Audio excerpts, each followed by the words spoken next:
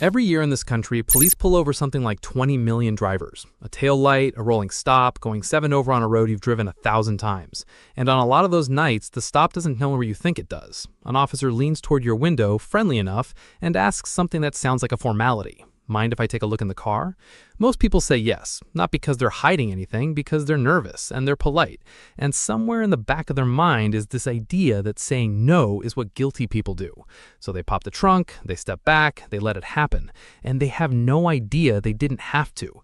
But the part almost nobody knows, sitting there on the shoulder at night, is this. He doesn't have to tell you that you can say no. That's not a loophole, that's the actual rule. And it came straight from the Supreme Court. There's one short sentence that changes that entire moment.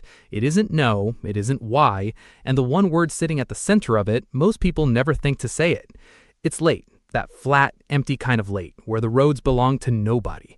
You're driving home. Blue lights come up behind you, you pull onto the shoulder, kill the engine, put your hands somewhere the officer can see them, and roll the window halfway because the cold's coming in. Maybe it's a busted brake light, maybe you drifted over a line. You hand over your license, your registration, the insurance card you dug out of the glove box, and then the stop should be over. A warning, a ticket, drive safe. Done. Except it isn't, because now there's a second conversation. He hands your license back, and instead of stepping away, he leans in a little and says, easy as anything, mind if I take a quick look in the car? That sentence is the whole game, and almost nobody recognizes it for what it is. I've watched this same scene play out 100 times in dashcam clips. Same shoulder, same flashlight, same little pause. The officer asks, the driver's shoulders drop, this tiny, relieved yeah, of course, like saying yes is the thing that ends the night faster. And then they're standing out in the cold, watching a stranger go through the glove box, the back seat, the bag on the floor, half wondering when exactly they agreed to all this. Because underneath that question is a rule. It's the Fourth Amendment, the one about searches, and the short version is that police generally can't go digging through your things without a good legal reason, a warrant, or what they call probable cause, which just means a solid, fact-based reason to think there's something illegal in there. That's the wall between you and a search, but that wall has a door, and the door is you. Say, sure, go ahead, and the wall stops mattering. You open the door yourself. They call that consent, and consent is the easiest, cleanest way for a search to be completely legal. No warrant, no probable cause, nothing. Just your, yeah, okay. And the part that caught me off guard the first time I really sat with it is this. The officer is under no obligation to tell you any of that. He doesn't have to say you can refuse. He doesn't have to read you some little speech about your rights before he asks. There was a Supreme Court case back in the 70s that settled it, and the ruling was simple. As long as you weren't forced or threatened into it, your okay counts as a real voluntary choice, even if you had no idea you were allowed to say no.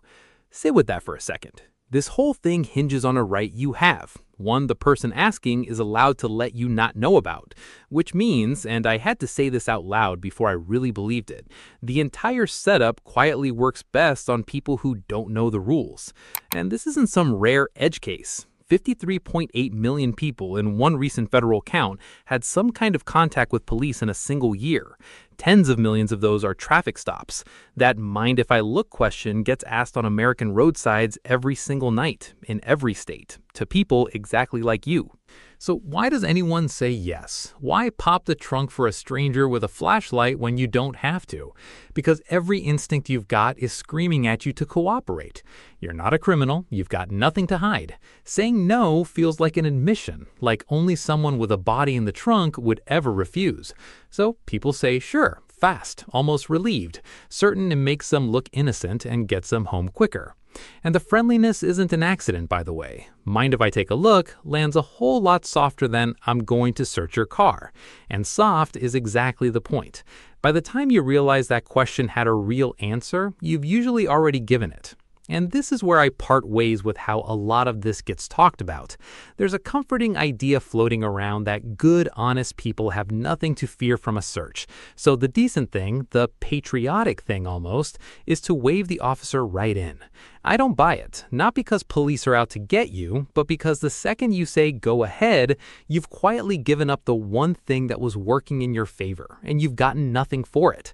Not speed, not goodwill that holds up later, nothing you can point to in a courtroom and say, see, I cooperated. I've watched people believe right up until the cuffs come out that being agreeable was buying them something, and it almost never was. You just handed over the wall, and the law treats that handover as final, a real decision you made, eyes open, even when your eyes were anything but. And what's on the far side of that handover, what one easy sure can actually cost you weeks or months later in a room with fluorescent lights and a prosecutor sitting across a table, is worse than most people picture while they're standing on that shoulder just wanting to go home. There's a number attached to it. There's a moment later where it lands. But before any of that, before the cost, there's a second rule. One that even the well-meaning know your rights crowd gets flat wrong. One that explains why I do not consent isn't the magic force field people think it is, and why that one word can do less than you'd hope and more than you guess, both at the very same time. That word doesn't physically stop anything. You can say, I do not consent in the steadiest voice you own, and if the officer already has probable cause, that solid, fact-based reason to think there's something illegal in the car, he can search it anyway, right then, over your objection. It was never a force field. Anybody selling you 4 magic words that make a cop turn around and walk away is selling you a fantasy. Cars got carved out of the normal rules almost 100 years ago. Back in 1925, the Supreme Court basically said, a house, you need a warrant. A car is different because by the time you go wake up a judge, the car's 3 states away. So if police have a real reason to believe there's something illegal inside, they can search it on the spot, no warrant needed. That rule has only gotten roomier since then. So if it doesn't stop the search, why say it at all? Because of what it quietly does to everything that happens after. And this is where 2 people, same stop, same night, same state, end up in completely different places. 2 drivers, same broken taillight, same officer. Both have something in the car they'd rather nobody find. One of them hears, mind if I take a look, and says, yeah, sure, go ahead. He searches, finds it, and that's the end of the story, because consent makes the search automatically legal. There's nothing to argue about later. No judge is throwing that out. You invited him in. Driver 2 says it calm and clear. I don't consent to searches. This time, the officer searches anyway, claims probable cause, finds the exact same thing. Same result on the roadside, but now there's a hole in the case. Months later, in a courtroom, a defense lawyer gets to stand up and ask, what probable cause? And if that reason was thin, a hunch, he seemed nervous, there's a real chance the whole search gets tossed and everything they found goes with it. Same start, one door bolted shut. One door still cracked open. So everything rides on those 2 words, probable cause, and what actually counts. Getting pulled over itself, not enough. Speeding, a busted taillight, expired tags, none of that on its own is a reason to search the inside of your car. It's a reason to write you a ticket. That's it. But there's one trigger that's been quietly tearing the country in half, and I had to read it 3 or 4 times because it honestly did not sound like real law. The smell of marijuana. In a lot of places, an officer saying, I smell weed has been a golden ticket. Instant probable cause. Search the whole car. Simple. Except weed isn't simple anymore. It's legal or medical or hemp that smells identical in a growing list of states. And the courts have splintered over what that smell even means now. And I mean splintered. In some states, that smell out your window is still enough to take your car apart. In others, it's not. Courts have ruled that since a smell could just as easily be something legal, it can't be the whole reason by itself. Minnesota wrote that right into a law. And in at least one state, the courts can't even agree with each other. One appeals court says the smell still counts, another says it doesn't. Same state, depending on which county you happen to be standing in. So if you've heard they can't search you for weed smell anymore, careful. That's true in some places and flat wrong in others, and it's been moving fast. Where you're standing matters as much as what the rule is. When an officer doesn't have that reason yet, but really wants one, there's a move, the dog. A drug dog circles the car, and if it alerts, paws, sits, whatever it's trained to do, that counts as probable cause all by itself, which is its own can of worms, honestly. A dog is only as honest as the handler holding the leash, and that's a whole other story. But the Supreme Court drew one limit that matters. They can't keep you parked on that shoulder forever, fishing, waiting for a dog to show up. Once the business of the stop is done, once the ticket or the warning is written, the stop is over. In a 2015 case, an officer finished the warning, then made the driver wait while a dog got brought over. 7, maybe 8 minutes. The driver had already said no. And the court said that wait, with no real reason behind it, crossed the line. And the math nobody runs in that moment is a little brutal.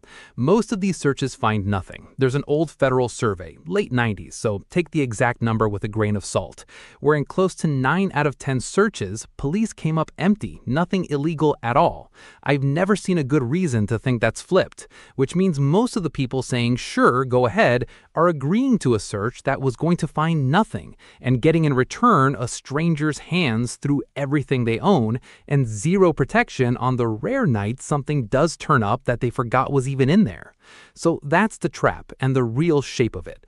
A word that won't stop a search, but quietly decides whether you've got any fight left when it's over, which leaves the only question that really matters once those blue lights are in your mirror. Not whether you have rights, you do. It's what you actually say and what you do with your hands, your phone, your mouth, in the 90 seconds where the whole thing gets decided. Because there's a way people handle this that keeps every door open, and there are a couple of small, very human mistakes that slam them shut before the search even starts. And the mistakes barely look like mistakes. They look like manners. Saying sure out of politeness is one, obviously, but the sneakier one is talking, filling the silence. I mean, I don't think so, but I guess if you really need to, and congratulations, you've consented sideways while trying to be nice. Then there's the worst one, and it isn't about words at all. Reaching, lunging for the glove box for your phone, fast in the dark, with a nervous officer standing over you. That's how a search the car night turns into a much worse night. What people who've thought about this ahead of time do instead is almost boring. One sentence, said plainly, and then mostly silence. I don't consent to searches. That's the whole move. And it sits right next to doing everything you're told. That's the part that trips people up, because it feels like a contradiction. It isn't. If the officer says step out of the car, you step out. He's allowed to order that, and standing on the asphalt isn't consenting to anything, it's just following a lawful order. You hand over your license, your registration, your insurance. You keep your hands where he can see them. You can be the most cooperative person on that whole road and still, in the same calm breath, turn down the search. Polite and no are not opposites. Most people think they have to pick one. You don't. Now, saying it once rarely ends it. That's the part nobody warns you about. He might lean in a little, you sure you got something to hide? He might go friendly, or he might go flat and cold, because both of those work on people. And the pool to explain yourself to prove you're one of the good ones gets enormous right about then. And it can feel rude. Saying no to a person with a badge out loud feels almost like an insult. It isn't, but that feeling is exactly what the whole thing runs on. Explaining almost never clears anything up, it just hands over more. What people who hold the line tend to do is calmly say the same short thing again. I understand. I still don't consent.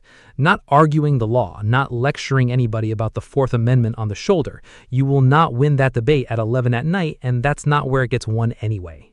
Somewhere in there, one question does a lot of quiet work. Am I being detained, or am I free to go? It forces the moment to define itself. If you're free to go, you can leave, and the whole fishing trip ends right there. If you're being detained, all right, but now that clock from the 2015 case starts ticking, and they can't just hold you out there forever hoping something turns up. Either way, you finally know where you actually stand, which is more than most people on that shoulder ever bother to find out. And if, after all that, he searches anyway, you don't fight it. You don't block the door, don't grab his arm, don't turn it into a wrestling match you can't win and will absolutely regret.